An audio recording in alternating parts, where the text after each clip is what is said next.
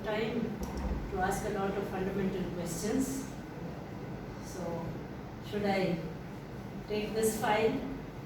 Should I sign this file? So all those deep questions led me to IIM Bangalore. I spent broadly from 2002 to 13, 2 years doing the Masters 2 to 4 in Public Policy and Management. They have a program called PPP, which is now a 1-year program. It used to be a 2-year program. And then I went back to government, and then when IIM rejoined and started the Public Policy FPM program, they wrote to me asking whether I would like to apply. I did apply, and then I took a 5-year sabbatical, went back to government in between, then came, but broadly in 5 years. Up to 13 I was here and completed my. The picture does not do justice to your profile. Which one? Yeah. Okay, I'll try to put my own little face over here. No, it's not the face, that is so much better. So since then, since 13, I have been straddling 2 careers, so to say. One, my bread and butter career, which pays the bills, so to say, puts the food on the table, which is still the IAS, but also something of some academic work aside. So what HEMA was speaking was part of that. I spend my time trying to share what little knowledge I gained. The IIM does give you a lot. So I speak quite a bit, research somewhat. Though the research is always something which, is always there, that it's there, it keeps you awake at nights, but you are never really able to get to it in the way you should. And I write a bit. So that is about life broadly in the last 30 years or so. The part of my research, but seeing the profile of this group, it may be interesting to you too, because in one way or other, either in terms of selecting a private partner in a public-private partnership or in competing for a bid, you have some exposure to the whole tendering process. Very, very briefly, I'll begin with where I am going to only talk about Bangalore International Airport, which was my research area. I made a case. Normally, when I speak in IIM or any other fora on the Bangalore airport, I focus on 2 other aspects of my research. So my research was on 3 aspects of the Bangalore airport. One was the site itself, why it was located in Devanahalli. And some of you who have been in Bangalore would remember that it became a source of great controversy around 2008. The other aspect was the land acquisition, which is always a perennial problem in large infrastructure projects. I've never really tried to address an audience on the selection of the PPP part, which was the other story in the research. My research was broadly 3 decision stories: one, site selection, land acquisition, and finding the private partner. And when I start going into my presentation, you will understand why I never really dared to address this to an audience. It was the most challenging part of my thesis, challenging to write and challenging to explain it to any audience, because it was so full of twists and turns. Now let's just begin with a brief idea of why PPPs came in the first place, why PPPs became acceptable as a service delivery mechanism.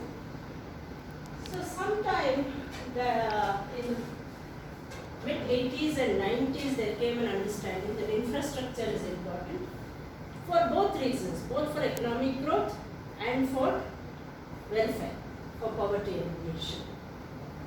Meanwhile, the whole infrastructure movement, because now infrastructure in the West, which had been laid broadly in the 1960s, had begun to crumble.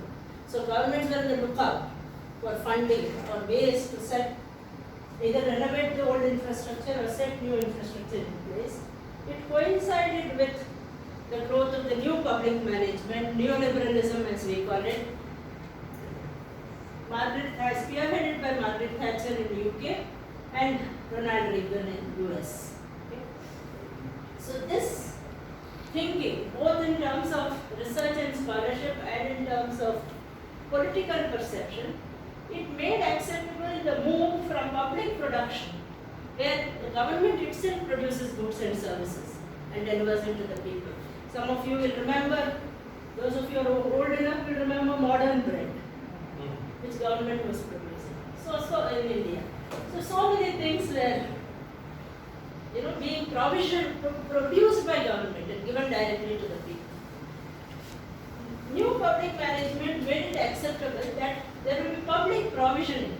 So there will be some role of the state, there will be funding, but the actual delivery of goods and services would be done through some kind of public-private association. So that could be any alternative service mechanism, and in infrastructure it took broadly the form of public-private partnerships. Subnational governments began to experiment with PPPs, but we did in the 80s and 90s and still continue to suffer from poor investment climate, lack of an enabling institutional framework. We don't still have a PPP Act. Some state countries do, we don't. Very high risks, insufficient capacity in the bureaucracy and the quality. A PPP means very complex contracts and agreements. There's not enough capacity in the bureaucracy to look at those, and the erosion of public confidence. There were large power projects. Anybody from Maharashtra? The Bangalore project. So all that eroded public confidence. This means that we need to draw upon the experience so that we don't repeat the same mistakes in the future. And that is the significance of the airport.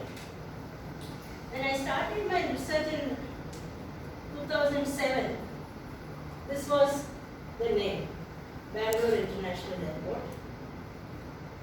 Somewhere midway, I realized that I was researching the Bangalore International Airport. And after that, by the time I completed my research, it had become the Kempegowda International Airport. It is funny, but it also is symptomatic in a way of the enormous changes which keep happening in policy, public perception, because these are very long gestation projects. So Bangalore Airport itself was conceived in 1989, completed in 2008. Its history continues beyond 2008 as well. So you have a 20-25 year gestation for a project, and it happens world over.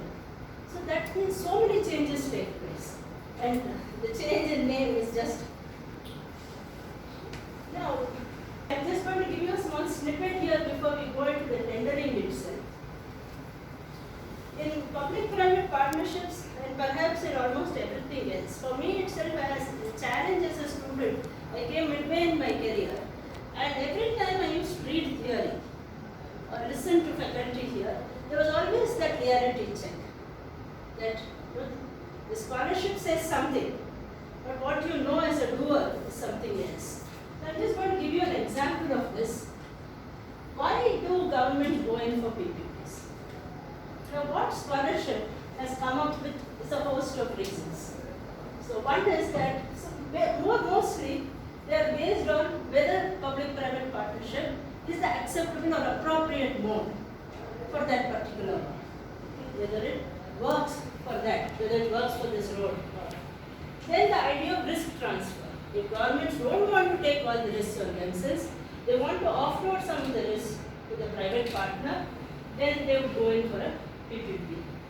And the more simple one is cost. If it's more expensive for us to do it from government, then we will opt for a private partner. This is what research says. These are the details of the various papers which have come up with what actually happened. And this is why theory differs so much from practice. Why did Bangalore going first for an international airport through the PPP model? Okay. In 1999, S.M. Krishna was Chief Minister here. The story started sometime with the 1991 reforms. Economic reforms, liberalization, privatization, globalization, made acceptable. Right? Around the same time, something was changing in the polity. And that was the regional politics was becoming stronger. You still see the trends continuing even now, though a bit more muted. So we had regional chief ministers like Chandrababu Naidu in Hyderabad and S.M. Krishna here who emerged like satraps. And they began to negotiate, they took the forefront, not so much the national leadership. Around the same time, World Bank changed its funding strategy. And instead of only going to the central government, routing its funding through the union government, it decided that it will have a focused states strategy where funding would be directly given to states, and Karnataka was one of those fortunate states on which World Bank turned its attention. Around the same time, information technology grew. Infosys was set up in 1981, and Wipro I think 80 or something around the same time. Growth of information technology was buttressed by this branding of Bangalore as a great investment destination. And this was spearheaded in fact by first by Kionics, which was a government company, still exists, but then the media took it up and brand Bangalore became very attractive. Growth of IT and the branding of Bangalore led to the influx of a new middle class. And this middle class had overseas exposure. So it began to benchmark Bangalore against cities in the West and wanted the same kind of amenities. This middle class also iconized certain chief ministers. Again, Naidu in Hyderabad and SLK here.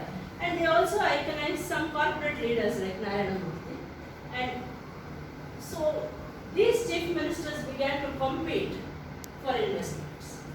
And there was a very nice article in Outlook where both Naidu and SMK were compared, and then Outlook said, Mr. Naidu, look out, Mr. Krishna is winning both votes and investments. So that was the kind of competition. All this resulted in that crystallization of that long pending demand for an airport. Now the genesis of the idea of the airport had started before this period, 1999, 10 years before SLP. But in this government it was revived, and this constellation of influences became the background for that decision to go in for a Bangalore International Airport. So that was the theory. When you study PPPs or public policy in general, you will always find that there is a lag or a disconnect between scholarship on the one hand, or at least Western scholarship on the one hand, and finding a PPP partner was the essence of the tendering process which went on. But you need a brief recap of what went before that. So, in 1989, the idea of the airport first came up. I was just checking the Wikipedia today before coming to you, and I found that a very important name is left out in the history of the airport, which is Valluri Srinivas. Valluri Srinivas is now late Valluri Srinivas now. He was former director of LAL, and the idea started with him that we need a new airport for Bangalore. Before that, how many of you remember that we used to have a small civil enclave in the HAL military airport? So it became very crowded when private airlines came in, so that it became unsafe because there were military maneuvers going on in HAL, and then you have civil aircraft coming in. Number of movements increased. So because of all this, it was felt that Bangalore needed an airport. The first thing which was done was that when state government approached the union government, they set up what is called a site selection committee, selecting the site for the airport, which is headed by one Ramanathan, who was a former IAS officer. She had been Secretary Civil Aviation and all. So they sat for about 7 to 8 months. They inspected and compared many sites, some 7 or 8 different sites, and then they zeroed in on Devanahalli. One of my topics in my research was why Devanahalli was selected, how it was selected, because it became a very controversial decision. It was not controversial when it was first taken. It was taken entirely on operational and parameters like availability of land, and plain land, which is non-undulating, technical parameters and so on. But that was that. So once Ramanathan committee had come up with Devanahalli as the site, this is about 30-35 kilometers from Bangalore, farther from this part of Bangalore. Then the state government put out a tender to find a private partner. And after a process, Tata Changi Airport Raytheon Consortium was selected. But there were a number of issues on which they needed clarity. Chief among which was whether the site was definite and how much of state support would be available, how much land would be available, whether this would be the only airport or there would be, the HAL would be allowed to continue. So there were a number of points on which they needed clarification. They were not getting confirmation from the state government. 1998, they pulled out. So now the media kind of converges. There's a lot of public outcry saying state government is sleeping on this, because remember the idea had started in 1989, site had been selected in 1992. So 1998 meant a 6-year gap to take these decisions. So state government was under pressure. So then they decided that they would start the process once again and they will find a private partner. Was the steering committee. And this was assisted later by the evaluation committee and the negotiating team and a technical consultant. Throughout the institutional consultant was IIM. This technical consultant was other than that. The SCs conducted 15 meetings over 33 months. It is as much time as it took for the airport to get constructed. The airport was constructed in 36 months. Finding the private partner took almost as much time. So they sat on many meetings and they went through a process and finally came up with the private partner. Now I just made this diagram for any audience because it is so difficult to explain the process which they did. So you are guinea pigs in a way. What did this steering committee do? Once the Government of India approval came, they appointed the Karnataka State Industrial Investment and Development Corporation as the nodal agency. So KSIDC became the nodal agency. Most of the work of putting out the tender, advertising, all that was taken care of by KSIDC.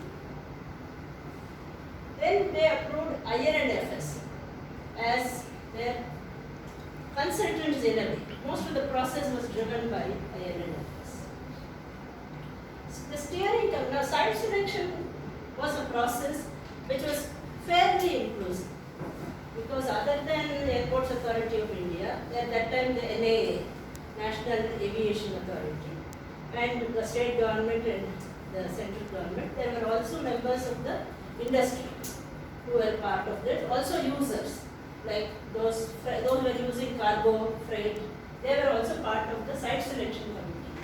The steering committee and later on the evaluation team and the negotiating team, evaluation committee and negotiating team was purely Sarkari. There was no representation either from experts. They took help in the sense they hired people. There was hired expertise, but expertise was not part of the decision-making core. The steering committee decided that they will go in for a 2-stage process. And the 2-stage process at that time they spelled out was EOI, expression of interest, and RF. That is how they first decided. It underwent changes. Then the EOI was first released and they received 17 bids and 17 expressions of interest. They shortlisted 7. Out of that 7, while they were preparing the RFP. Now RFP was first conceived as a 1-stage process. Then they decided they would make it a 2-stage process. That there would be not technical financial, but it was called RFP. It was first called RFP, then it was called RFP and PP. So the RFP 1 would be the ADP, Airport Development Plan, and then the project proposal. But when it finally took shape, it looks to me, from what documentation I could see, that the initial stage, which was the ADP, was more the expertise of the operators, And the second stage, which is the PP, was the master plan, the design, and all those things, the actual airport itself. There were so many changes, and if all this looks very confused, don't blame me, that is how the process was. Right? So, since you will either be preparing or you will be bidding, be prepared to face the unexpected. So that will be, right? Now, the British Airways, the bidders. Now, IIM gave them some options. Then you can first decide the bidder, you decide on your partner, and then you can have your negotiations, or you can keep the competition alive till the end, have pre-bid conferences, issue clarifications, and then finally go in for your selection. So they opted for the second. Now I want to point out here, because we always like to say that Sarkar is all corrupted. Your favorite topic of Indians, pan-Indian favorite topic. But now this was a greenfield area, and there was no policy laid out before that. In fact, Karnataka now has a Transparency Act, but we didn't have it at that time. That act itself was introduced in 2000. But they could have done anything. But they made two choices, which are very significant in hindsight. They could have gone in for a strategic partner. You first select whom you want, no bids at all. And then you sit and negotiate, make the design and plan. It was strategic partners an accepted route, but they didn't go in for that. Now as bidders drop out, because now you don't have enough bidders. So your original intent was to keep that competition alive, and now time is running out. And the way it goes, that suddenly there is going to be spurt of interest in the media. You have seen in so many things, and then all the pressure would come, including from the state government. Complete the process. And Siemens both responded to the RFP in time. Siemens asked for some concession, in the sense they wanted time for crediting that proposal security. They had to pay some security. They asked for time. The decision taken by the steering committee was that we will extend the time for everybody. Right? The hot chef complied, but ABB wanted 1 day time for submitting their bid. 30th June or something was the last date, and they wanted time till 1st of July. Now, it could have been very well extended. That same time could have been extended to everybody, but that was not done. So, one ABB was pushed out because of that 1 day time difference. But that would not come. PPP, we talk about. How did they manage it? If we are asking questions, let's ask, keep on responding. See, press showed interest, in these, but it was very much orchestrated. In the sense, by itself, it used to be that some decision maker used to address a press conference or a small press meet and give out some information which was faithfully reproduced. I'm on the specific aspect on 30th June. Yeah. The request for extension. No, I didn't see any evidence of press interest or press. As my research, I have taken both press and blogs also. Nothing on the ABB issue was okay. But there was one agent, one actor in the whole process who did object, and that was Government of India. Airports Authority of India and Ministry of Civil Aviation was part of the steering committee. Those members did object at one stage. That the same benefit of extension of time which was given for proposal security could have very well been given for the bid itself. But that was the objection which is on record. From the press, I didn't see. Which is very important in the sense that a lot of press attention from 2007 onwards. Before that, the press seems to have only published what was fed to it. There wasn't very much investigation which went on by the press. And post 2007-8, AOD was in May 2008. Press seems to have been interested only in the site. Why was it located in Devon? Lot of rumors that there was political interference. As a researcher, I didn't see any evidence of that. when the original decision was taken, no politician was interested in the airport. But that is what the press said, that's what many bloggers said. But people lost sight of this. Nobody looked at the tendering. Everybody was more interested in the site. Was they appointed an evaluation committee, again comprising of some technical experts, and who will actually evaluate the bids. Decided they constituted a negotiating team which would negotiate with the selected bidder to bring down the cost. Now, when the pressure, and they had multiple meetings with the bidders. So, in a sense, the bidders began to direct the course of decision making because the bidders had their own questions. So, the decision finally came to hinge on not just the plan, but also the quantum of state support. So, that was also how much state support would be asked. I found that the cabinet merely noted the proposal. There is no specific explicit approval as we get usually in such cases of Siemens, and then the shareholders agreement was negotiated. First, they had thought they would take about 6 weeks. When the steering committee was set up, in their first meeting, they decided that the process would be completed in 6 weeks. It took actually 23 months, which is extremely lengthy for any such kind of process. Why? Because they had extreme constraints with which they had to battle.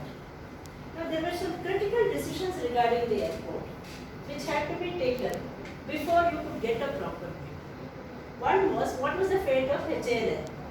But there was an existing airport.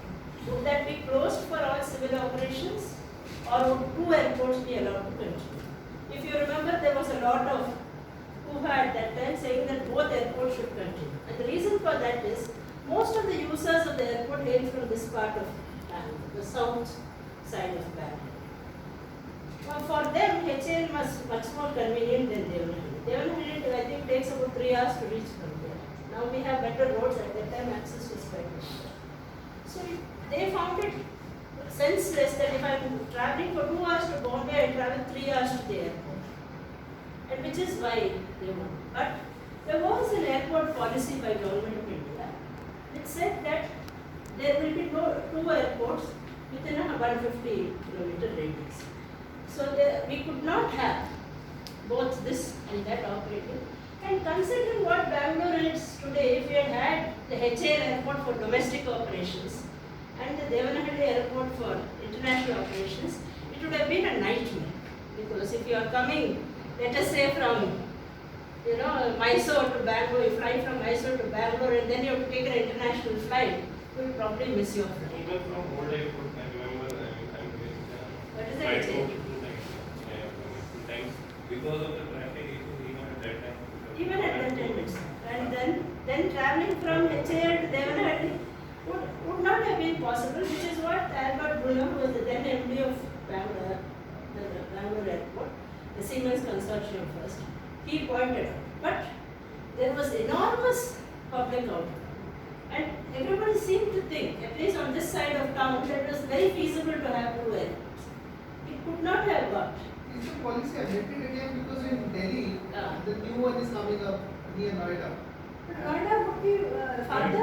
It's not 150 is not there. They must have relaxed that Yeah, because regulation. both of them are going to be For a open. long, up to 2013, if I remember, it was there. So probably they relaxed It's it. not even 100. I mean, it's maybe It is somewhere around 50 kilometers. 50. So either they've done a specific Yeah. relaxation or they amended the policy.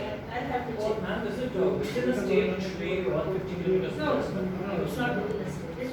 In fact, there was one proposition that there should be a airport in Hosur, which is just across in Tamil Nadu. Yes. So it really doesn't matter. It doesn't have that state this thing. It It's only the is area the distance. And we had other reasons why Devanahalli was selected. Devanahalli was inconvenient. Now everybody's got used to it. But Devanahalli was selected because the other options were much farther away. And you need a plain land. And we have 4 airports in Bangalore.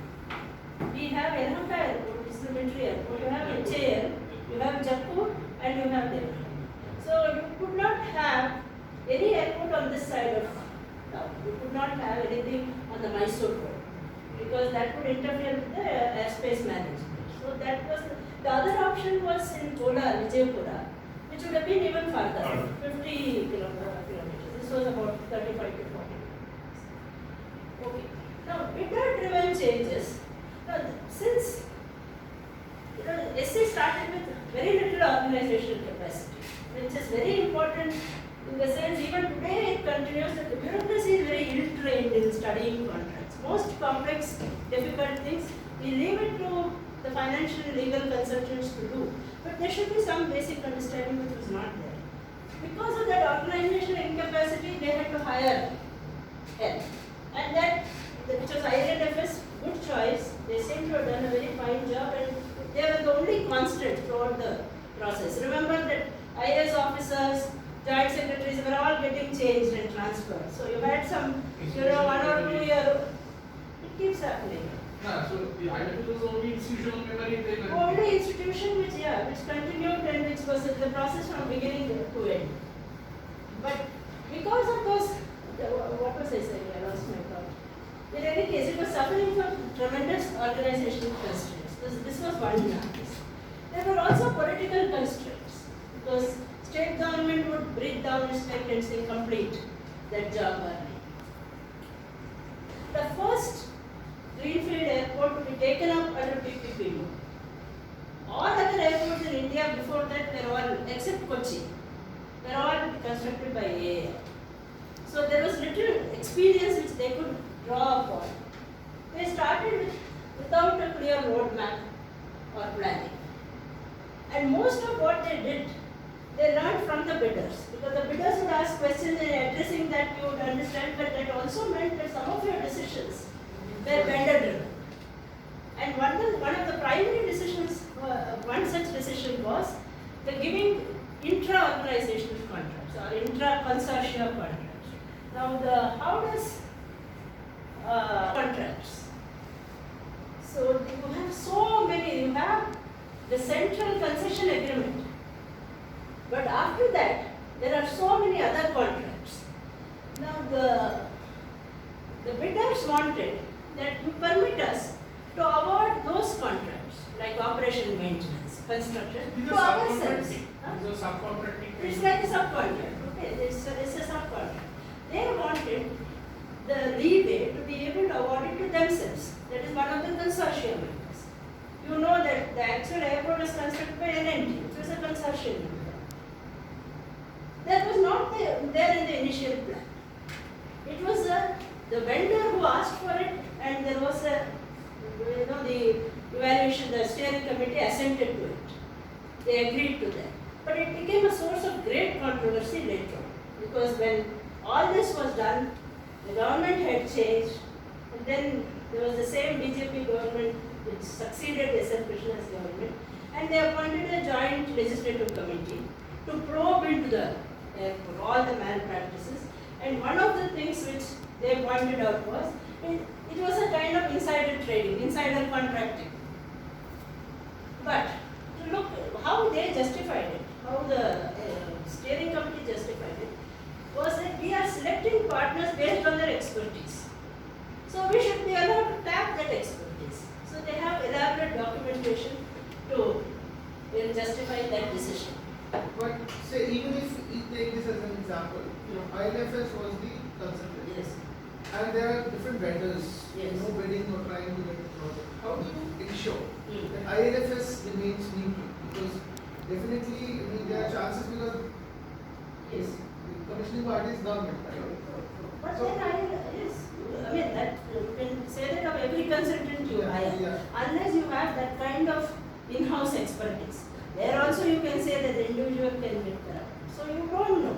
But from what I could see from the documentation, ILFS did a fairly thorough job of presenting options at every stage. It was not, I am summarizing it for you, but at each stage they said you can go in for A, B or C, and then they said. They were not taking the final call, right? Because we implement the documentation and facilitate government to take a decision. So that was a lot Not of even government, steering committee. steering committee. So their role as a, I think, most of a project management consultant. It was just a consultant. It was a consultant which did, and then there was the evaluation committee actually evaluated the RFPs. At that stage, INFS had started doing the paperwork. So somebody had to do the documentation for the evaluation committee. That job was being done by INFS. So I could see, from what I could see, from the documentation available, it looked as though they were presenting options to the first the SC and the steering committee and then the evaluation committee at later stages. So this, for lack of expertise, you start talking with the bidders. It's not a bad thing, but then bidder-driven changes. Something, it was not that there was a course direction. It's something which you are not thought of. And then the bidder comes and suggests it to you and you consider it and you agree. But it could become controversial and it did. Okay.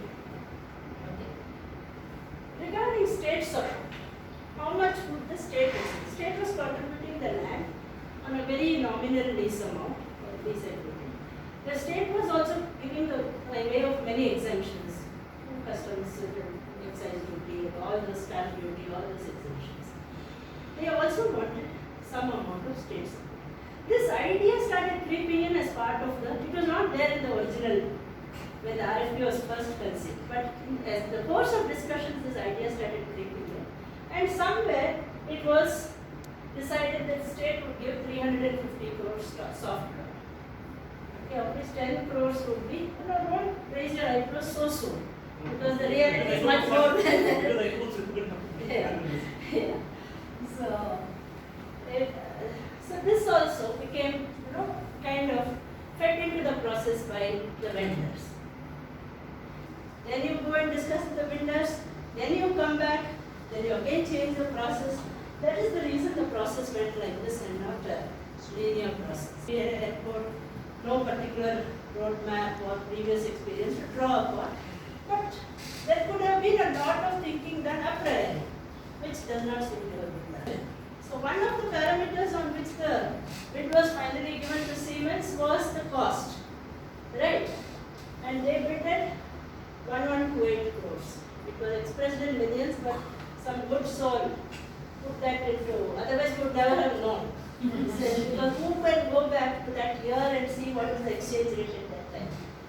1,128 crores was the final bid amount with 350 crores state support, right? The guaranteed maximum price, which was finally agreed upon, GMP, and an assurance was given to the cabinet saying that it would never exceed this, was 1,075 to 1,150 crores. Around financial close, which was 2000, if I remember right, it became 1,411 crores. At some time when all this was going on, the then Union Civil Aviation Minister visited the airport. Construction had started. He found lots of things to pick on. That it is not international looking enough. And they had originally envisaged that they did a study of the traffic and said there would be about 4.75 million, which was what was first envisaged. By the time RFP was decided, it had been revised to 6.3 million. The actual traffic was 8.7 million or so in the first year. It became, the Union Minister, when he came, he said you should do it for at least 11 million. It was still under construction at that time. So it meant, again, design changes, capacity increase. So after redesign, it became 1,920 crores. And then they did some immediate project extensions. Again, building from that. Remember at that time, September 11 had also happened. So there was a lot of talk about security and all. So immediate project redesign. This was where we ended up finally. So, literally doubled. yeah, this is, this was 2000, shareholder agreement 2002. And this was 2008. Towards the end of 7, beginning of 8. Because the AOD was made in 2008. Guys and all kept. Can see that. The Joint Force Committee also did something good. In the sense there were 1 or 2 toilets, they increased the number of toilets. They said we should have a launch. So some things they did. But people's perceptions all have an impact on the cost. And in this, the airport management was reasonably flexible because this meant escalation. The other issue of whether to keep the HAL open, they were inflexible. The constraints were what we studied, and therefore, the decision making itself is both delayed and vendor driven. Because we didn't have capacity, we spent a lot of time trying to hire somebody. So we took somebody called a technical consultant. It was a one man. So whether to take an institutional consultant or a technical consultant was also studied.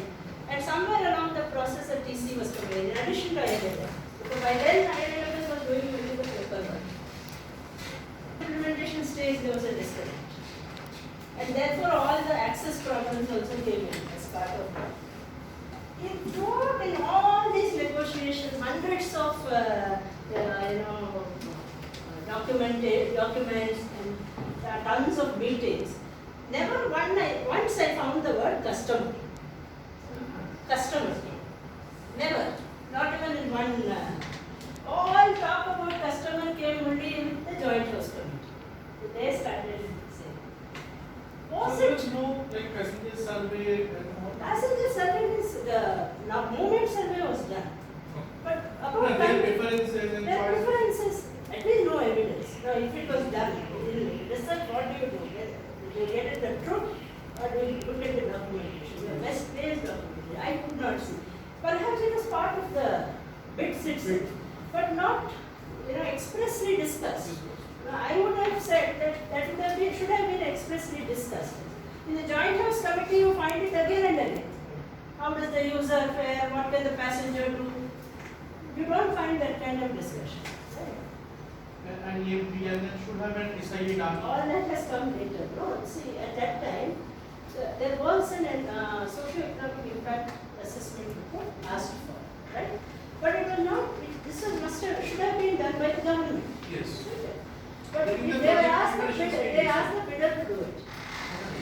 Now, he is not going to say that, neither bidder is going to say that it is, Because it is in the feasibility of the project. yes. Then you think of it that. Remember that this is all in hindsight. These things have come with time. We did have environmental assessment even before. Socio-economic assessment is part of the large infrastructure project, probably among the earliest in this country at least. We didn't try to, I don't see much evidence. In-house capacity is there, INFS, but whether you are drawing upon anything done overseas, I could not see. But they had that basic good sense, as I said, I am not going for strategic partner, I am going for a tendering, I keep the competition alive, and the competition was kept alive till the very last. So Siemens and Hochschild were, warring throughout. It was there throughout that they were trying to sell their particular bids. That is seen. So that to an extent would have brought down the price, the cost of the project. Now, one thing which we don't factor in when the private sector is looking at or interacting with the public sector, we look upon public sector as one entity. The government is one, but that's not true. So you could see a lot of conflict between, in the initial days this was not there, very harmonious. But as the tendering process got underway, union government had its favorites. State government was going almost zeroing in on Siemens. Union government said, why not take the ABB bid? So that kind of thing is there on record. So the state itself is multi-region. That is something which we need to factor in. All this creates time, it takes time. It's not decided on even when the airport had been completed. Now if the vendor had thought that this would be definitely the only airport, instead of trying to juggle two airports, then probably it would have had an implication on this, the financial bit. Right from the beginning. Right from the beginning. But even after the airport was completed, whether it was an international airport, even that. Now these decisions had to be taken by the union government, not by the state government. The union government kept everybody in suspense till May 2008. Sometime in late April 2008, the HAL airport was made an international airport, and once Devanagari was constructed, that was transferred. That status was transferred on to Devanagari as late as airport opening date. and another airport would be allowed to function. That discussion went on even after May 2008. So finally the decision was taken as per the contract that they decided not to go in However, forward. that uncertainty might have been factored in their cost. And all that meant that we were paying more for the terms and transparency. Transparency was not even understood.